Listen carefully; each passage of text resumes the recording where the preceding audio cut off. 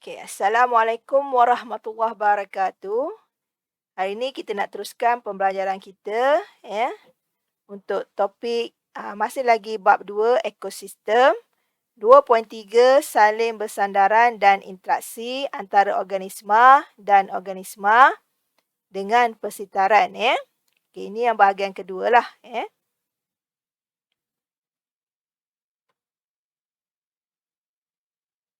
Okey, hari ini kita nak tengok tentang kawalan biologi ya.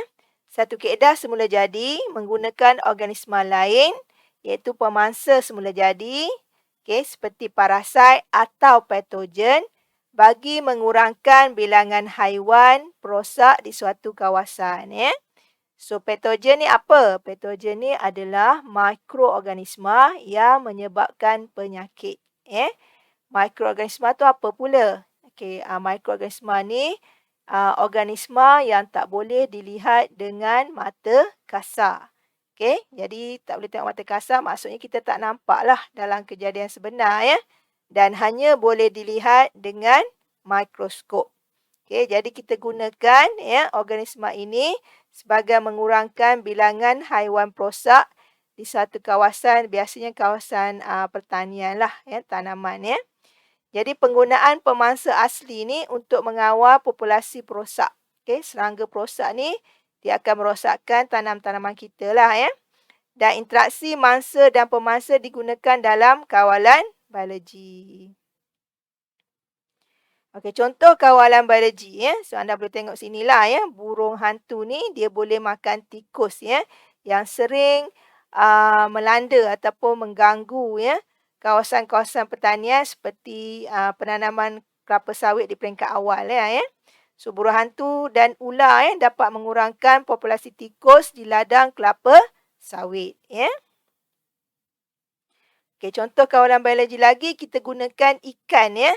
Ikan ni ikan gapi biasanya ya, yang makan larva dan jentik-jentik nyamuk supaya dia tidak membesar jadi nyamuk dan populasi nyamuk tu dapat dikurangkan dan seterusnya dihapuskan pada peringkat awal lagi. Okey, kebaikan kawalan biologi ni dia tidak mencemarkan alam sekitar lah sebab kita guna kaedah biologi ya.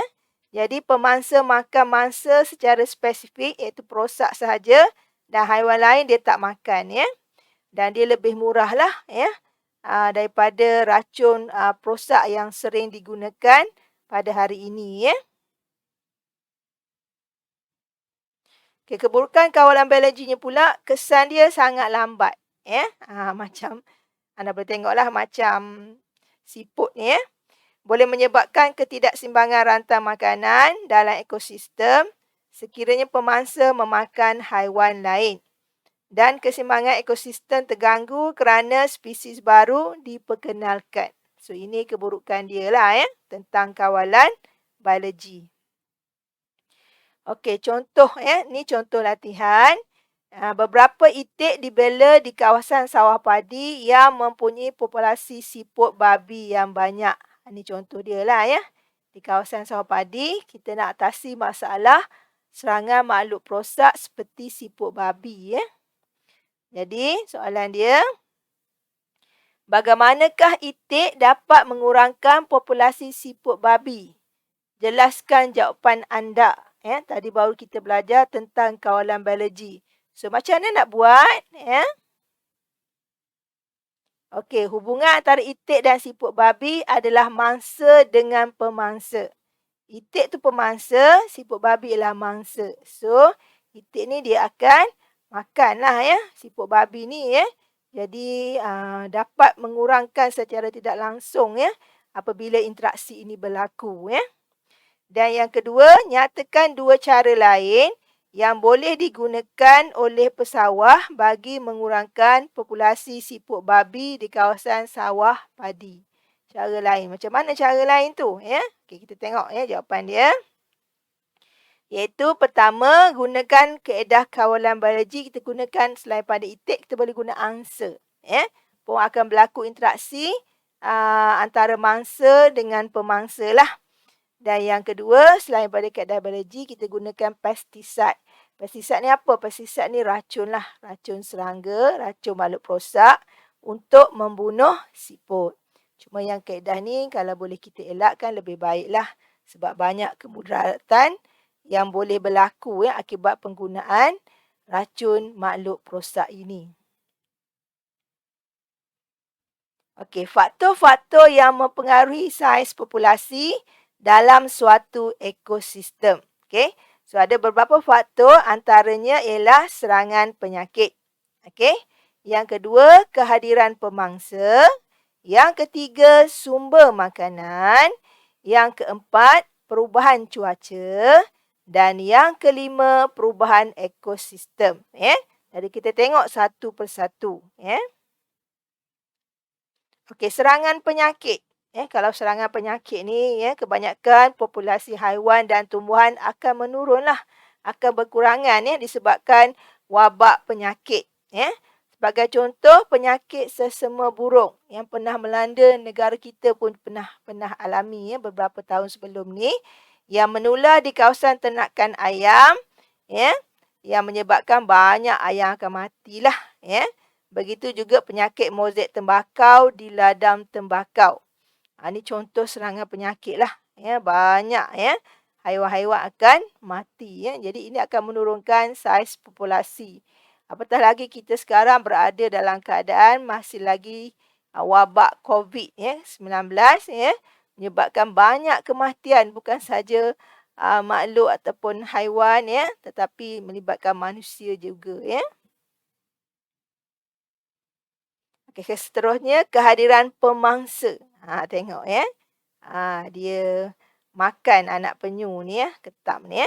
So kehadiran pemangsa ialah di mana saiz populasi suatu organisma hidup dipengaruhi oleh saiz populasi pemangsanya. Okey, contoh saiz populasi kuda belang di ekosistem sawana berkurangan dengan kehadiran pemangsa singa. Kuda belang menjadi mangsa kepada singa. Yang ini kalau kamu tengok ini adalah contoh penyu menjadi mangsa kepada ketam. Jadi ini boleh menyebabkan populasi penyu iaitu pemangsa yang mangsa menyebabkan saiz mereka akan berkurangan.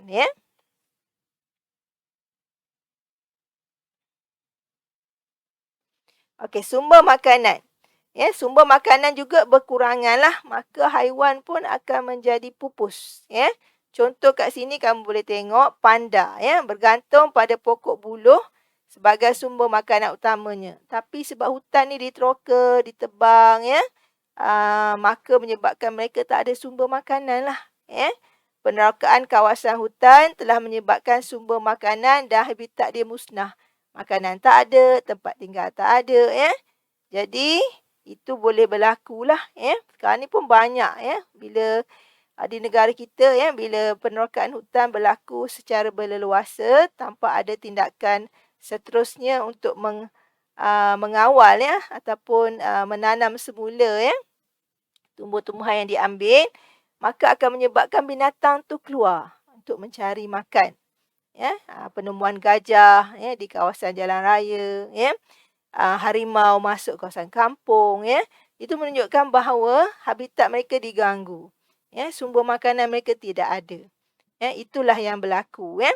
Di sini anda boleh tengok contoh burung gagak di Malaysia meningkat disebabkan oleh kita banyak sangat membuang ataupun menghasilkan sisa-sisa makanan. Itu pula boleh berlaku lah.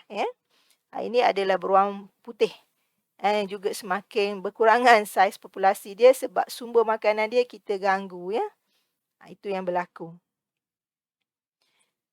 Okay, seterusnya perubahan cuaca. Kemarau yang berpanjangan, tanah menjadi kering dan tak subur. Jadi dia boleh meningkatkan risiko hutan terbakar lah. Jadi ini memang sangat ketara lah. Banyak haiwan akan mati. Apabila berlakunya keadaan kemarau, tanah menjadi kering, tumbuhan mati dan tak subur. Kebakaran hutan ni bagi kawasan yang kering, kawasan yang kering dan berangin.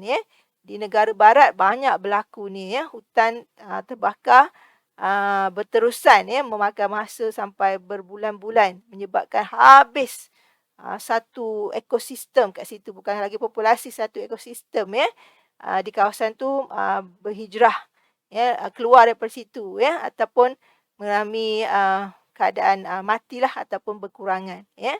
Jadi perubahan cuaca ni sangat ketara kesan dia, ya. Okey, perubahan dalam ekosistem, ya.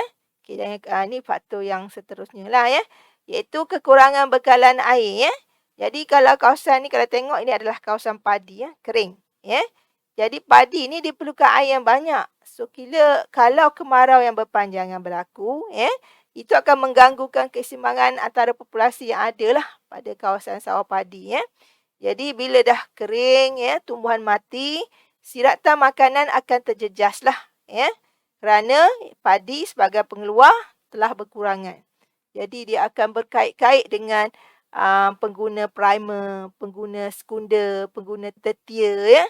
Jadi itulah yang berlaku, ya, perubahan dalam ekosistem yang sangat ketara. Kamu dah belajar siratan makanan pada tajuk sebelum ni, ya.